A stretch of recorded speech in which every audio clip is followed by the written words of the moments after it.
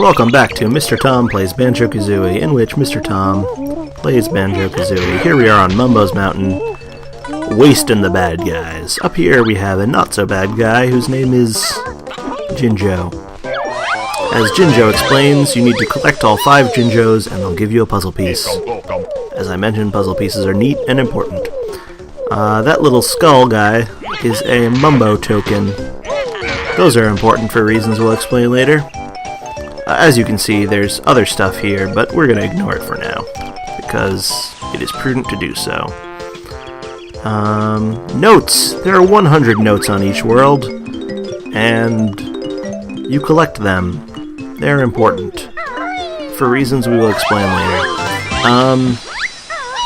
Much like puzzle pieces, in fact, more so than with puzzle pieces, you can ignore some of the notes. You don't need all of them. You will be able to defeat the witch and win the game without collecting every puzzle piece in every world. But that is not how I roll, you people. You should know that by now. I mean, actually no, it's a little early for me to expect you to know things about how I am. This could very well be the first video of mine you've ever watched, in which case you should watch the 2 that are previous to it, and all of my other fine videos on the channel. Now We Are All Tom. This is a dude that you kills, and he gives you health things. Anyhow, I'm kind of an expert at this level. Yes, in the entirety of human experience, my one expertise is in Mumbo's Mountain, the first world in Banjo-Kazooie. Now, as you've noticed, I've already collected 26 of the 100 notes, so clearly I am some kind of freakish prodigy in this area, or maybe notes are just very easy to achieve, or to collect. I mean, it's more of a collection than an achievement. Hey look, there's a jigsaw puzzle piece just sitting right out there, ready for me to snatch it up. Most of the other ones are not quite this easy. Yep. I like the nodding and whatnot. And then there's a cute little animation of Kazooie eating the puzzle piece that we will have to sit through time and time again throughout the course of this grand, exciting adventure. Anyway, this is the new move that Bottles just taught me. I am able to now, instead of walk around as Banjo carrying Kazooie, I can walk as Kazooie carrying Banjo.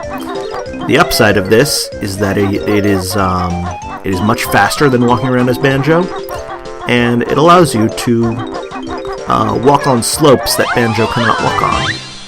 The downside of this is that it is a little bit more difficult to control, in that Kazooie tends to dart around like the free-spirited little bird that she is. And it is also really annoying in terms of the sound that Kazooie makes when she walks and when she jumps. I don't know what is wrong with Kazooie, such that with every step she makes, she has to make this little squawking noise, but whatever it is, she has my deepest sympathies. As you can see, Bottles is telling me that I already have enough notes to break the first note door. What that means is not entirely apparent to me. I mean, it would not have been entirely apparent to me on my first playthrough, and therefore, dear viewer, I will not make it apparent to you at this time. As you can see, there are some things down here that I will ignore for now, because it is more efficient for me to do so, for reasons that I shall describe later. Actually, no, screw that. I am going down there. Sorry. I made a mistake. I made a terrible mistake. Well, I almost made a mistake. I righted it in the end. So this is, what's his name, the monkey? He throws oranges at me. Conga the monkey. Now, he has these 3 tiles that, doesn't seem to be working.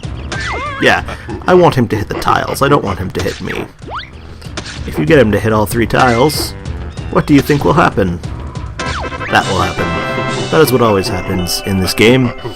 Essentially, the core mechanic of Banjo-Kazooie is that you do something 3 times, and then you get a puzzle piece. But that's not really true. That's just something that happens a lot. For instance, sometimes you go get a weird talking item, like an orange that speaks to you, and give it to a monkey.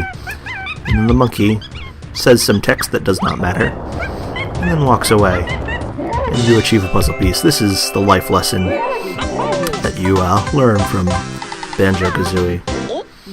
Up there you will see another molehill and some dancing eggs. These eggs are ammunition for an attack that Bottles is about to teach me. Teach me, Bottles. Teach me everything you know about this particular move.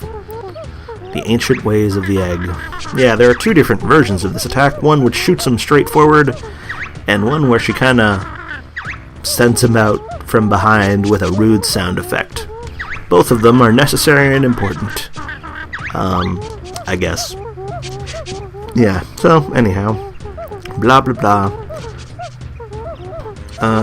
There's really no reason for me to read this text other than I just want you, the viewer, to have some opportunity to see it flash briefly by on the screen. Okay, so for our next jigsaw puzzle piece, we will attack Conga, and he will attack us back. I feel a little bit bad about how mean I'm being to him, but, I mean, you can't exactly say it was unprovoked. I mean, the dude's been throwing oranges at me since the first time he saw me. And, as we all know, various different wrongs make a right. There we go. Apparently, monkeys are all bad at grammar. That's a stereotype, you know, it's really not fair to monkeys. I know some monkeys who are perfect grammarians. Alright, so we've already gotten more than half the notes on the world. We've gotten 4 of the 10 puzzle pieces. We're making good time. We've even got 3 Mumbo tokens, which do something I haven't explained yet. This here is a witch switch. I came over here to show it to you, because we can't do anything with it yet. Oh well. Now, there are several more places we need to go before the end of Mumbo's Mountain. I'd say we're about halfway done, if you can believe it. Time sure does fly. But for now, I'm actually going to bring this video to an end, and we will conclude our Mumbo's Mountain adventure in the next video. People, stay safe.